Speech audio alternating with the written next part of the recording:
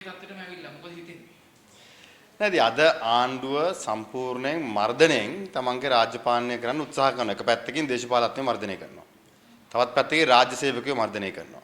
බුද්ධ්‍යංශ නිලධාරීන් මර්ධනය කරනවා. ආණ්ඩුවට පැහැදිලිවම තේරුම් ගන්න බැරි වෙලා තියෙනවා මේ රටේ බුද්ධ්‍යංශ නිලධාරීන්ගේ ක්‍රියාකලාපය සහ ඔවුන් කරන වැඩපිළිවෙල සහ ඔවුන්ගේ සේවාවන් පිළිබඳව.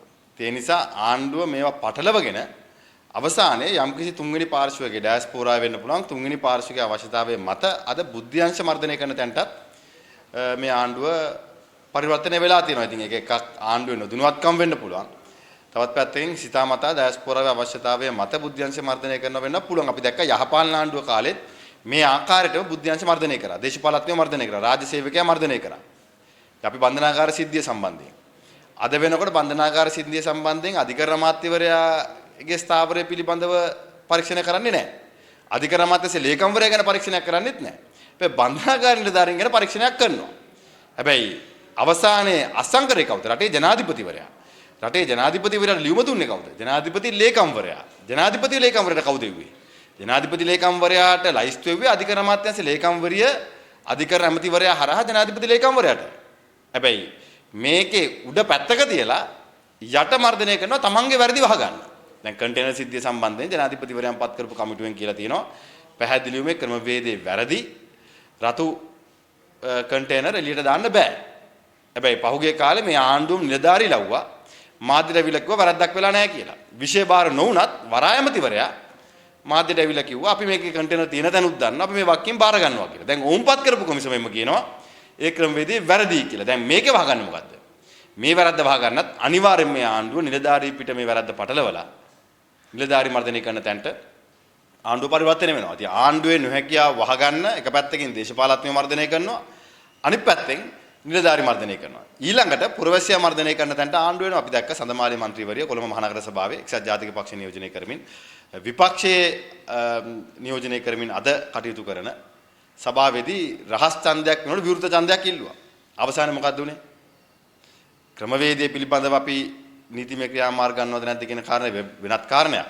හැබැයි මේ මන්ත්‍රීවරයට පහර දීලා ජනතා විමුක්ති පෙරමුණෙන් අද වෙනකොට රෝහල්ගත වෙලා තියෙනවා. ඉතින් දැන් ආණ්ඩුව මර්ධනය ඊළඟ පියවරට ගෙනහිලා තියෙනවා. ඉතින් අපි ආණ්ඩුවටත් කියන්නේ ගරු කතානායකතුමනි ඔබතුමා පාර්ලිමේන්තුවේ මධ්‍යස්ථ වෙන්න ඕනේ. පාර්ලිමේන්තුවේ ඔබතුමා ආණ්ඩුවට ඕන විදියට හැසිරෙන කතානායකවරයෙක් වෙන්න එපා. එදා දයාසිරි ජයසේකර මන්ත්‍රීතුමාට විරුද්ධව පැමිණිල්ලක් කරාම ආණ්ඩු පක්ෂයෙන් ඒකට පරීක්ෂණයක් කරන කමිටුව පත් කරනවා. හැබැයි විමල් රත්නායක ඇමතිවරයාට විරුද්ධව පැමිණිල්ලක් කරාම විපක්ෂයෙන් ඒක ප්‍රතික්ෂේප කරනවා.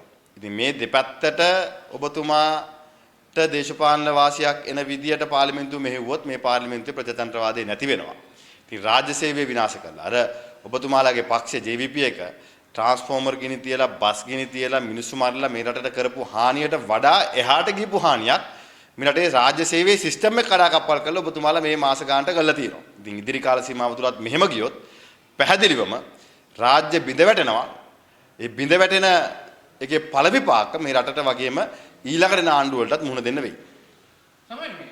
ඔවුන් කියන විදිහට ඔබතුමාලා දූෂිතය. කොහොමද ගමයි නගරේ ඔබතුමාලාට බාර දෙන්නේ? දූෂිතයන් කවුද කියන කාරණේ මැතිවරණ වේදිකාවේ මාර්තුකාවක් කරගත්තු JVP එක අද පැහැදිලිවම උන්පත් කරපු කමිටුවෙම කන්ටේනර් එළියට යනකොට කවුද කියන එක පිළිබඳව පැහැදිලි වෙනවා සමාජයට.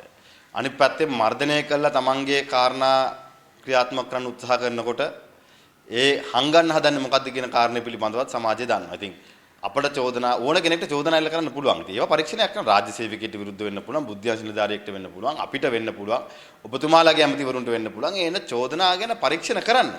හැබැයි පරීක්ෂණ කිරීම දේශපාලන වමනාවක් මත කරන්න එපා. එහෙම නැත්නම් මේ පරීක්ෂණ දේශපාලන වාසියක් ලබා ගන්න කරන්න එපා. ඒක සාධාරණ අවංකව නිර්පාක්ෂිකව ඇඟිලි ගහන්න නැතුව ස්වාධීනව පරීක්ෂණ කටයුතු කරන්න ඕනේ. හැබැයි ආණ්ඩුව මොකද කරන්නේ?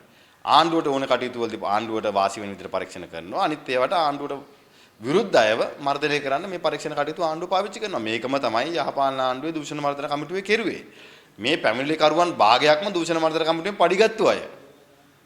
ඒ අය දූෂණ මර්ධන කමිටුවෙන් පඩි අරගෙන ආණ්ඩුවෙන් පඩි අරගෙන ආණ්ඩවස්ථාව විතු කළා. අද ජනතා විමුක්ති පෙරමුණත් එක්ක ආයවතාවක් ඒ කාරණේ විදිහටම කරනවා. ඉතින් ඒ හින්දා ආණ්ඩුව හිතනවා නම් මේ ජීවන වියදම පාලනය කරන්නේ නැතුව IMF එකට ඕනේ විදිහට විදුලි බිල වැඩි කර ජනතාව අපිට ඒ බරත් පටවනවා නම් IMF එක කියන විදිහට බදු වැඩි කරමින් ඒ බදු බරත් ජනතාව අපිට පටලවනවා නම් අනිත් පැත්තෙන් මේ රටේ සංවර්ධනයේ පැත්තක තියලා ගමේ ගොවියාගේ පොහොර ටික දෙන්නේ නැතුව දීවරයාගේ තෙල් සහන දෙන්නේ නැතුව ගොවියයි දීවරය අසරණවට කමක් නැහැ අපි අපේ ආණ්ඩුව කරගෙන යන්නම් කියන මතේ ඉන්නවනම් කර්මාශාලා එක දිගට වැහෙනවා ඒ වැහෙනකොට තමන් එදා පිණි හිටපු වෘත්තීය සමිති තමන් හදපු වෘත්තීය සමිති අසරණ කරලා දාලා ඒ සේවකයන්ව දොට්ට ඇදලා දානකම් කම්කරු ඇමතිවරයාත් ආණ්ඩුවත් බලන් ඉන්නවනම් ඉතින් එහෙම ආණ්ඩුවක් තුළ මේ රටේ ජනතාවට සාධාරණයක් වෙන්නේ නැහැ කියන එක අද පැහැදිලියි. දැන් අපි බලුවොත් ලෝක දේශපාලන පිළිවෙල යම් යම් විදිහට අස්ථාවරින් දක්වනවා. අපේ ආණ්ඩුව සූදානම් නැහැ. ඔබතුමාලා ආණ්ඩු කරපු වාර්ෂය යම් යම් කාලයන් වල ආණ්ඩුව සූදානම් විශේෂයෙන් මූලික අවස්ථාවේ වෙන්නේ දැන් මේ වෙන දේශපාලන වෙනස් වීම එක සූදානමක් පේනවා. වෙනත් රාජ්‍ය නායකයෝ විදේශ සංචාරක ගියාම ඒ රටේ ඩයස්පෝරාව සහ රාජ්‍ය නායකයෝ මුණ ගැහිලා අපේ රටේ සංවර්ධනය ගැන කතා කරන්නේ. අපේ රාජ්‍ය නායකයා ගියාම අපු හිරේ දානියව ගැන තමයි කතා කරන්නේ. දැන් ගරු විනිශ්චයකාරවරුන් හෝ ගරු අධිකරණයට එහාට ගිහිල්ලා ජනාධිපතිවරයා නඩු තීන්දුව දෙන තැනට ඇවිල්ලා තියෙනවා ඩයස්පෝරාව ඉස්සරහා. ඉතින් ඩයස්පෝරාව ඉස්සරහා ජනාධිපතිවරයා නඩු තීන්දුව දීලා ලංකාවට එනකොට එතුමාට ලංකාවේ රාජ්‍ය පාලනය පිළිබඳවත් මේ රට ගොඩනැගීම් පිළිබඳවත් යම් කාරණයක් ඉටු කරන්න කාලේ තියෙනවද නැද්ද කියන ප්‍රශ්නේ අපිට තියෙනවා. ඉතින් අනිත් පැත්තෙන් ජනාධිපතිවරයා අත්සන් කරන ලියුමේ වගකීම ජනාධිපති ලේකම්වරයාවත් ජනාධිපතිවරයාවත් බාරගන්නේ නැත්නම් වෙනත් රටවල් එක්ක අත්සන් කරන ගිවිසුම් වල තියෙන වගන්ති වල වගකීම කවුද බාරගන්නේ? අන්තිමට ජනාධිපතිතුමා කියයිද දන්නේ ටයිප් කරන ටයිපිස් ගියතින් වැරද්දක් වෙලා තමයි වැඩේ අවුල් වුනේ. එහෙනම් ටයිපිස්ව හිරේ දාලා අපි මේකෙන් බේරෙමු කියන තැනට පරිවර්තනය වෙයි. ඉතින් ආණ්ඩුවට ලෝකයේ වෙන වෙනස්කම් පිළිබඳව ලෝකයේ තියෙන අභියෝග පිළිබඳව අලුතෙන් එන අභියෝග ගැන අවබෝධයක් තියෙනවද නැද්ද කියන කාරණේ පිළිබඳව පැහැදිලිවම අපිට දැක්මක් නැහැ. ඒ අයට අවබෝධයක් නැති බවයි වැටහෙන්නේ. ඉතින් ඒ හින්දා ඉදිරි කාල සීමාව තුල අනිවාර්යෙන් ලෝකයේ වෙළඳපොළ තුල තෙල් මිල ඉහළ යෑම, නාවික ගාස්තු ඉහළ යෑම, ගුවන් ගාස්තු ඉහළ යෑම, කාගෝ වල ෂිප්මන්ට් වල මිල ඉහළ යෑම තුල ජීවන වියදම ඉහළ යෑම සඳහා තියෙන වැඩි අවධානමක් තියෙනවා. හැබැයි ආණ්ඩුව මේකට සූදානම්ද? බැලු බැලමට නැහැ.